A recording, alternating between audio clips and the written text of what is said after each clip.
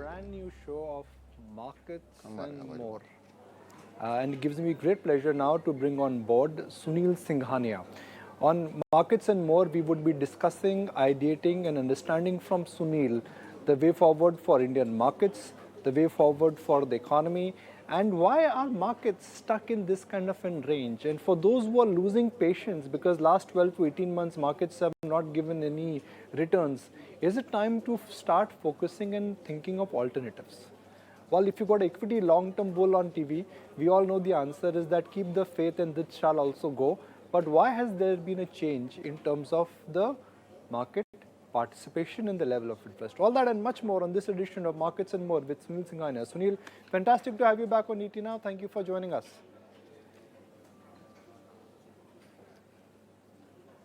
Good morning, Nikunj. Pleasure being here. There seems to be a change, and there seems to be a change in terms of approach, projections, outlook, and also participation for Indian equities in last 3 to 6 months.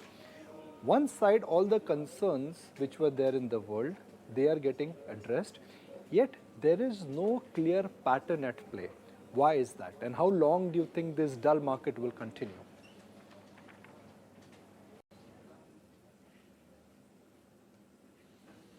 Hi. Actually, if you see Nikunj, I think the market made its near-term peak somewhere towards the end of 21. And though 22 started with a lot of concerns, particularly pertaining to the Russia and Ukraine issue, I think for the first 6 months, we did not see too much of a impact of that, at least on Indian economy and demand. In fact, demand continued to be quite buoyant post the reopening of COVID. However, what you have seen over the last 2 quarters is companies facing headwinds, particularly in terms of margin. There have been massive swings in raw material prices, which shot up post the Russia-Ukraine issue and then came down sharply. The same thing was the case with energy and also logistics. At the same time, obviously, inflation in the Western world seems to be a little bit more sticky than what people made out to be. And on top of it, in India, we had an uncertainty about, one of the large groups facing some issues in terms of stock prices falling. So I think all in all, it has been, I would say, a nervous last 3-6 months, where overall, I think on the headline side, markets haven't been as bad, but broader markets have seen quite a decent correction. So it's been a nervous and a listless kind of a market, I would say. So what do you think will be the out of jail card for the bulls?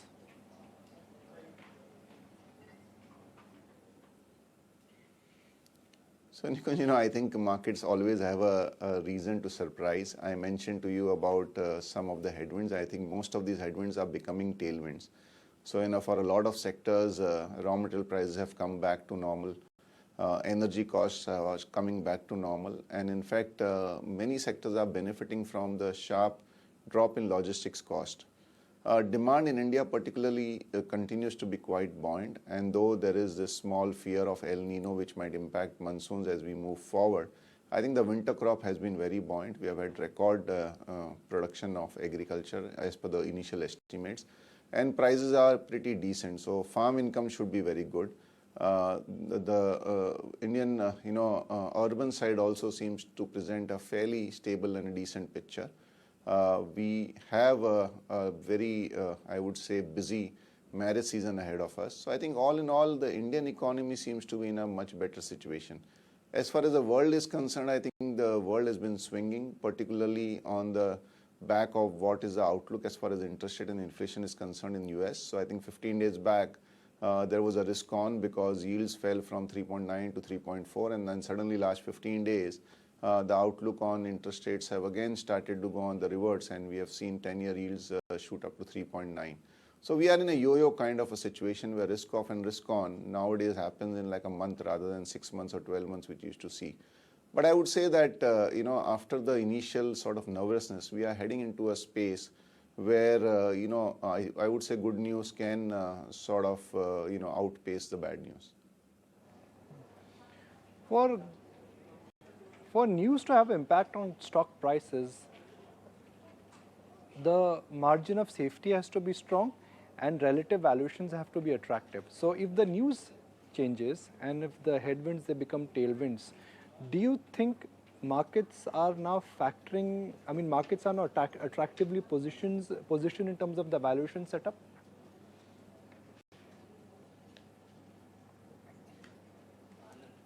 So two things have happened, Nikunj. One is obviously the markets have corrected. So I think over the last 15 months, markets have in fact been down on a headline basis by almost 8-9%. Broader markets are down, as I said, 20-30%. And we have added to the earnings. So the huge overvaluation which India had vis-a-vis the world is narrowed to some extent. The second thing, I mentioned, September and December quarters were not great for quite a bit, for quite a lot of sectors. Though on an overall basis, Indian corporates did pretty well in earnings, led by the financials in particular. But I think as we move forward, I think March earnings will normalize and June can be a better quarter. And I think to that extent, if we just start to discount FY25, which would become the 1 year forward, suddenly Nifty would look like around 16.5 times earnings, which is what the 10-year long-term average is. So I think from like 21, 22 times which we are looking at in the next 3-4 months, we should be start looking at Nifty earnings trading at Nifty markets trading at around 16.5 times earnings, which is in line with the long-term trajectory. So I think that should be good. And on top of it, my view is that the world also should stabilize. The headwinds which the world faced in terms of high energy cost, particularly in Europe, which led to lowering of demand and a lot of again companies going out of production, is slowly coming back to semblance. There was this initial fear that the world might go into a recession. Now the IMF forecast itself clearly point out that there are hardly any countries which would have a recession. Most of the countries will grow, albeit a little slowly. And then you also have the Chinese economy opening up post the new year. After 3 years, you will have a normal Chinese economy, and that should pull the global growth back to a little bit of an upward trajectory. On an India perspective, I think obviously the foreign investors have been selling in India for the last 18 months again. They turned buyers towards the end of 22. However, some events have led them to be again small sellers. But as we move ahead and the indications which we get when we speak to our friends overseas and when we interact with prospective global investors, our view is that second half should see a good amount of inflow, which should more than offset the outflows which you have seen in the first 2 months. So I think overall a mix of global markets and economy stabilizing. I think Indian earnings coming back to normalcy for the broader sectors, and also flows turning positive. They all should basically aid, and the fact that valuations are now not as expensive should also lead to stability and an up move returning back to the Indian markets. If I look at your last declared portfolio, the January portfolio, which is there in the public domain, there are 2 banks right up there, ICICI Bank and State Bank of India. Now, banks have done well, numbers from banks have been strong, NIMs have been decent. But is this the best what we will get from banks from a long, long time? Because deposits are low, credit offtake is strong, which means either margins will get compromised or growth has to be compromised.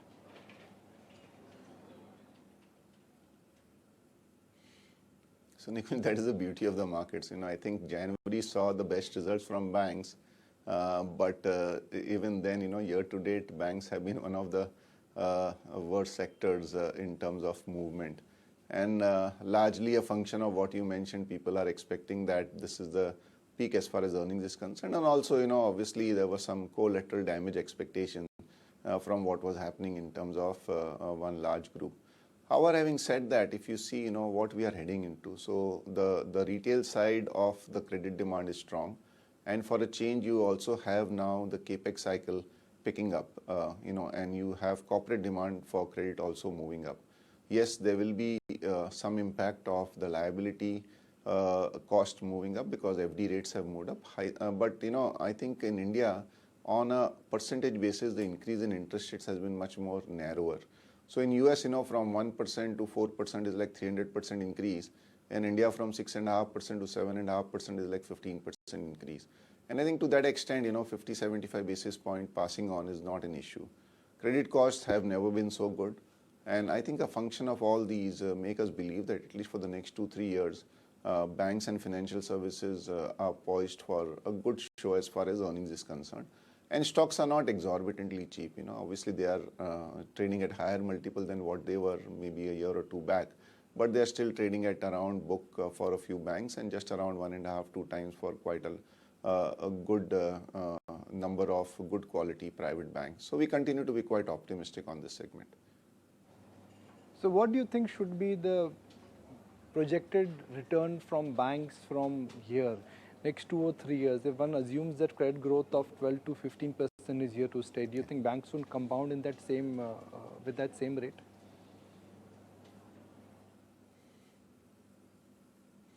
$1 million question, Nikunj, but just a disclaimer which I always give, I've always been an optimist on Indian markets, and I continue to remain so. And I think banks and financial services are an integral part of any growing economy. So, if our view of banks, the balance sheet growing at 12-13% would mean that profits can grow a higher 17-18%. And because they are I would not say they are, they are at a decent valuation, like they're not overvalued. I would say that returns should mimic at least the profit growth. What is your projection for profit growth for next 2 to 3 years? Because for last 2 quarters, what we've seen is earnings downgrade, not an upgrade.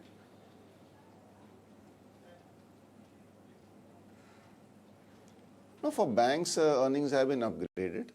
Yes, generally for the corporate India, as I mentioned earlier, there were headwinds for quite a few sectors in the September and December quarters, and we have seen some downgrades. But I think overall for corporate India, we still continue to be quite optimistic of a 15-16% earnings growth for the next 2 years. Obviously, 24 would be led by financial services, where the earning trajectory would be higher, but other sectors would catch up, over the next couple of quarters. And Nikunj, we also have to keep in mind that 24 is an election year, and historically we have seen that both consumption as well as capex on the government side picks up in the run-up to the election. So I think that should also be a tailwind as far as the growth in the economy and corporate profit is concerned. The other thing is, some sectors, some companies which had an exposure, particularly to Europe in terms of exports, have suffered last 6 months, and now Europe is slowly starting to get its feet back, and that also should start to become less of a headwind in the next couple of quarters. From a market standpoint, do you think the sell-off in Adani group of stocks is something which is well digested?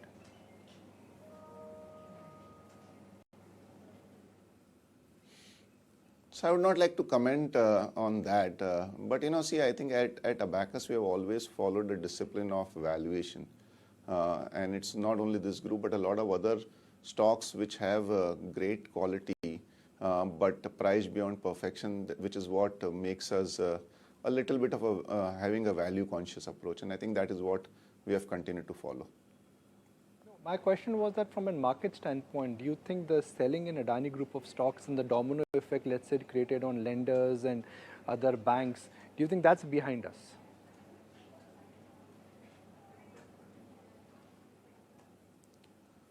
So, time heals and time makes us forget a lot of things. We are already, I think, 1 month into the process or the news flow. I think a lot of water has flowed below the bridge.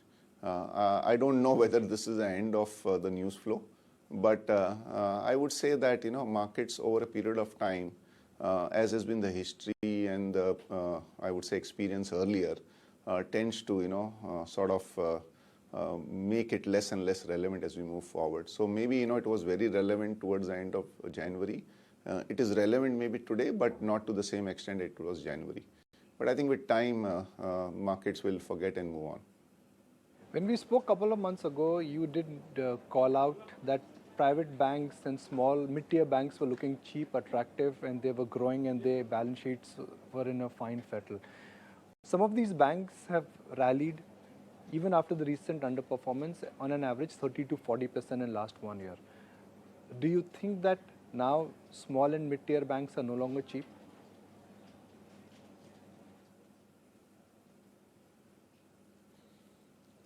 Nikunj, I think make the mistake of just looking at very near-term performances, both on the upside and downside. So smaller banks have done well last 1 year, but for the previous 5 years, they've done nothing. And I would say that some of these banks have transformed themselves, in terms of adoption of technology, in terms of moving to better practices, in terms of lending as well as attracting customers. And some of them still look pretty reasonable given their faster growth trajectory. At the same time, I think in banks, one has to be now a little bit more choosy in terms of bank to bank. You can't classify the larger banks in one basket, the smaller banks in another basket. I think you'll have to pick and choose because the trajectory of asset quality and growth can be very different for different banks. And here I would say that banks who are a little bit forward-looking are the ones which should be preferred over banks which have been a little bit late in terms of technology adoption. Sunil, a year ago, consumer tech and fintech stocks were trading in bubble zone. A month ago, they had come down to levels what could be called as a fear zone. How are things looking for the entire consumer tech and fintech? Because most of the promoters I have met and we've interacted with are of the view that the path to profitability cannot be compromised now.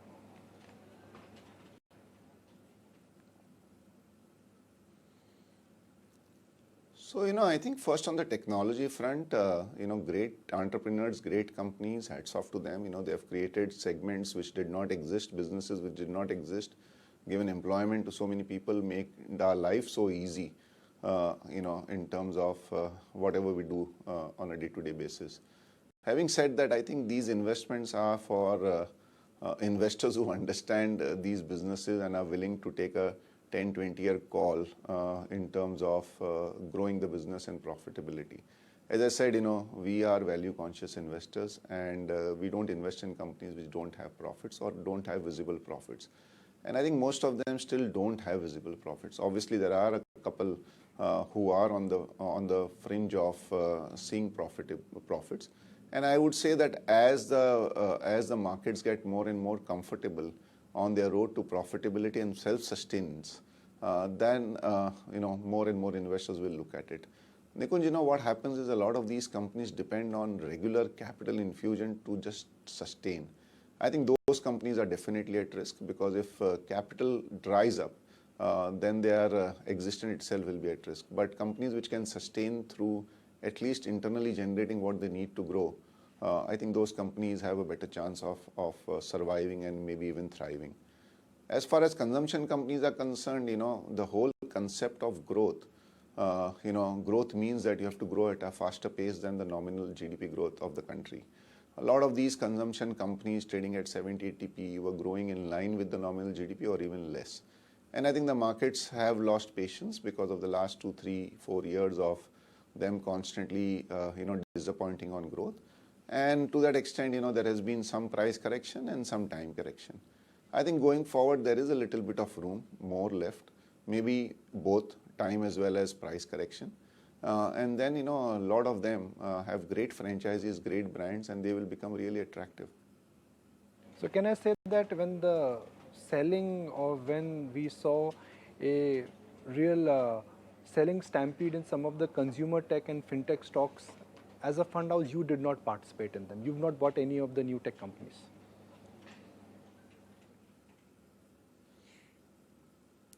So, Nikunj, it's very easy to get swayed by price movement and say that this stock has fallen 50%, let us buy it, and this stock has fallen 75%, let us buy it.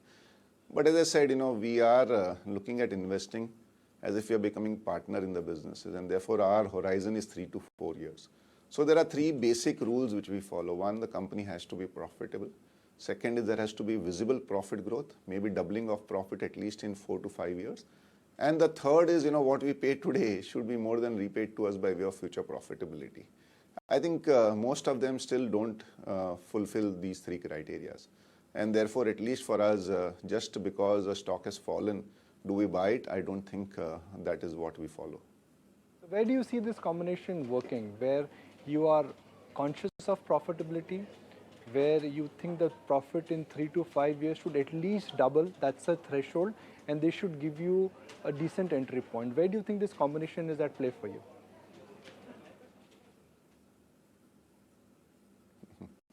I think that's an ongoing exercise on a daily basis. Our battery of research analysts keep on digging it and meeting companies. But Nikunj, what has happened is obviously there are companies who did very well, and then last 1 year there has been suppression in terms of earnings because of huge movement in commodity and input prices. But a lot of them have cleaned up their balance sheets quite substantially, and they have emerged very strong. So I think the next leg of winners would be companies who have used this bounty of profits which they have made over the last 2-3 years to make their balance sheets very light in terms of debt. So there are quite a few. I think metals look pretty decent, and particularly after the recent short-term correction, I think China opening up is for real, and there should be some demand coming in from metals. Chemicals was a very hyped sector, particularly specialty chemicals. I would still say that a lot of these companies are still pricey, but some of the non so-called specialty chemical companies are coming back on to good levels. Same is the case with pharma. I think underperformed big time, but a few pharma companies have started looking pretty decent. And the mid-cap IT pack, maybe if you have a small correction further from here, they would start to look pretty exciting. Also, some of these building material companies have suffered because of massive input cost increases, and stock prices to that extent have corrected. I think that's a long-term trend. With more and more housing in India, some of these building material companies also look pretty exciting. Sunil, let me draw your attention to slowdown. Consumer companies are complaining there is a slowdown. IT companies are already starting feeling the heat. Layoffs have started in the startup world. Most of the middle of the pyramid or bottom of the pyramid categories are contracting. Do you think this is temporary in nature?